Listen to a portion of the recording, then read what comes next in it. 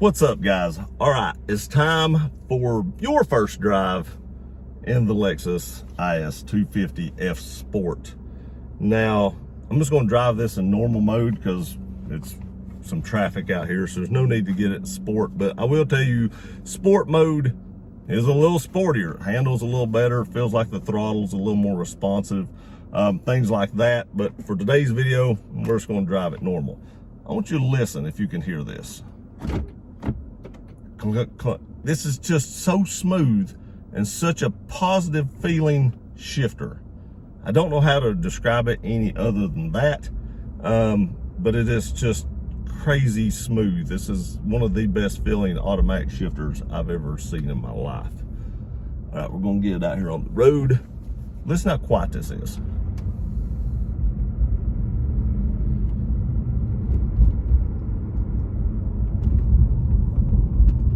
I mean, we're hitting bumps, and this suspension is fairly stiff a little bit. This is a little bit of a sporty car. Handling is amazing in this car. It's rear-wheel drive, so you get that rear-wheel drive. You know, rear-wheel drives do handle better than front-wheel drives because front-wheel drives want to push, and this is no exception. It's just, the suspension is almost perfect. I mean, I couldn't ask for any better suspension on this car. It's just stiff enough to be sporty, but not so stiff that it beats you to death while you're driving it. So if you was on a long trip or something like that, it wouldn't beat you to death. As far as the seats go, if you watch my other video, you've seen how bolstered these seats are. They have some crazy bolsters in them. The leather is so soft, first of all, and it has great padding, but it's very bolstered. And when I seen this, I took my buddy with me when I test drove it for the first time because I thought I might be able to make it up there in time to buy it if I wanted the vehicle, and I just didn't do that. I couldn't get to where it was. It took me about an hour and a half to get to it, and the banks closed before I got there. But my buddy I took with me was about 270 or 80-ish pounds. And when I seen these seats, I thought, he may not like this. He may not be comfortable in this. And he's the guy that's going on the golf trip with me. So I thought, if we're going on a long golf trip in this car, he may not be very comfortable. But when he sat down in it, his first words were, I can't believe how comfortable these seats are for as bolstered as they are. And it's true. From my frame, 215, 20 pounds, to his 280-ish pounds, they fit us both perfectly. Again, I don't know how Lexus did that. I don't know how they pulled that off. I will say the seating part of it is a little more narrow than the top part. But once I got the seat situated for me, I don't even notice that anymore. But when the seat was a little bit off and I didn't have it sitting exactly right, I could feel it pushing on my hip just a little bit. But now I could drive to California in this car. I wouldn't, but I could. Not that the car wouldn't make it. I'll never go to California. But the power of this car, I ain't gonna say it's lacking. The 3.5 is by far quicker. My Camry has the 3.5 liter in it. That car would run. The 3.5 liter in this car has got to be amazing. But the 2.5 does everything I need it to do. I wasn't looking for a speed demon. I've got a Mustang and a Corvette if I want to do something with some speed. I was looking for a comfortable riding car that looked good, that was going to be reliable and got good gas mileage. And right now I'm getting 23 miles a gallon, and that's around town. As I said in the other video, when I got it out on the highway, I was getting around 36, let's say 35 and a half to 36 and a half pretty regularly. It was cruising around through there. So I think 35 is a realistic number on the interstate, as long as there ain't the mountains or something like that. And around town, you're probably looking at between 21 and 23. Let's say 22 on average. Again, how quiet this car is will get you in trouble. What you don't realize is when there's not a lot of road noise, you don't pay attention to how fast you're going. And I've broke the speed limit a couple of times by accident, not realizing how fast I was going. And that's just something you're gonna have to get used to. You know, I'm starting to get used to it now, and I'm starting to kind of pay more attention, and I'm starting to get a feel for the car. But when you first buy one of these, you'll be breaking the speed limit by more than you think you are, quicker than you think you are. Again, the ride comfort, superb, especially for a little car like this, that you don't have the most, it's not an SUV. I mean, it's nowhere near, you don't have nowhere near the room of the SUV. It sits pretty low to the ground, and you can feel the bumps, but it takes them so eloquently. I mean, it is so smooth over those bumps that you just don't even pay attention that you're hitting them. It's just like air going over them. But yet again, you have a stiff enough suspension that when you get into those curves, just takes them like it's nothing. I mean, the car just, it's just, I can't describe it in words how good this car handles curves.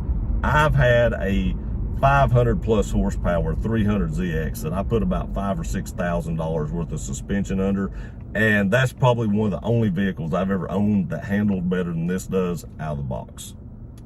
And like I said, I've owned 50 some cars, so the suspension I just can't say enough about. The transmission, I've not even felt the thing shift gears since we got in the car. And I know you all can't feel this, but I'm taking off. It just changed. It just changed. It just changed. The camera doesn't move. I don't move. I can barely feel it. And there's sometimes when you're driving, if you're driving, you know, normal, like you're not giving it too much gas, there's a fine line that you don't even feel it. You just see the RPM gauge drop, and you're like, it just shifted gears. Like right there, it just shifted gears. I didn't even feel it. I didn't even know it. This is the smoothest transmission I've ever been in a car in my life.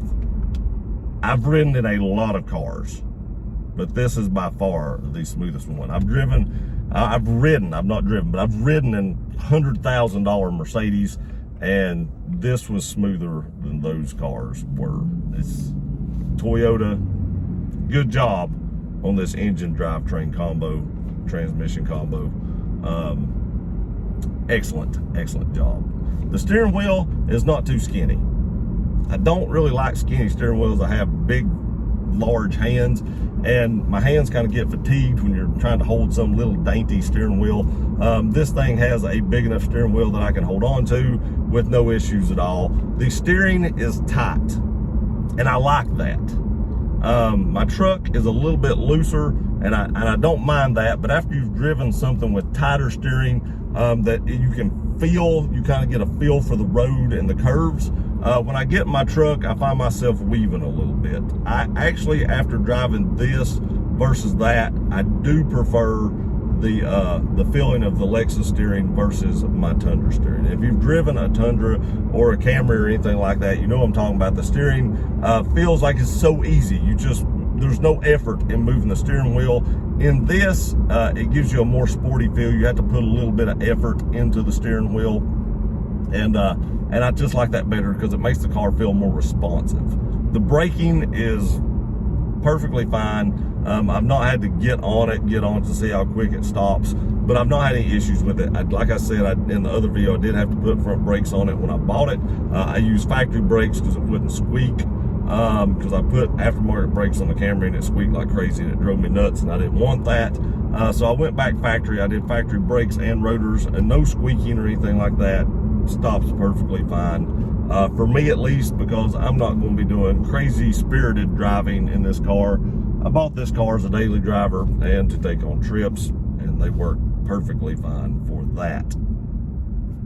As far as everything else goes, everything in the car is very accessible. You can access your climate control, all your functions for your drive modes. The screen is very visible. The instrument cluster is just amazing. This is one of the nicest instrument clusters I've ever seen in my life, the way it moves around. And I read online that this was kind of mimicked after the LFA, the way theirs moves, and this moves the same way. If you watch other video, you've seen that, and to me that's just pretty cool in my opinion. The air and heat, all your vents are put in perfect places. You get plenty of air throughout the vehicle. Climate control works great. Everything in the car just works as it should, except, like I said, those door lock actuators, which will fail in these model year cars between 8 and 10 years. This one's been replaced. The other 3 is fixing to be replaced because they're starting to fail as well. Again, the car rides smooth, it rides quiet. I just can't say enough good things about my experience in this vehicle in the first 500-ish miles that I've put on it. Even with bad tires, and the front tires were just basically wore completely out, it was still crazy quiet. They did a great job with this interior, sealing it up, making it quiet. Even with those, like I said, with those bad tires, it was still really quiet. And when I put new tires on it, my first thought was, I'm in trouble, because if I was catching myself speeding with the old tires, as worn out as they are and as quiet as they are now, I'm in trouble. But tell you the truth about it, I'm getting used to the vehicle, and not had too much issues with that here recently. Again, just wanted to share my driving experience with you in this car. If you buy a 250 IS, you're not going to get the most power you've ever seen in your life, but you are going to get an amazing driving experience that you're not going to regret. If you have any comments, leave them in the comment section below. I appreciate y'all watching this video. Please like, share, and subscribe. I love you guys. We'll see you next time.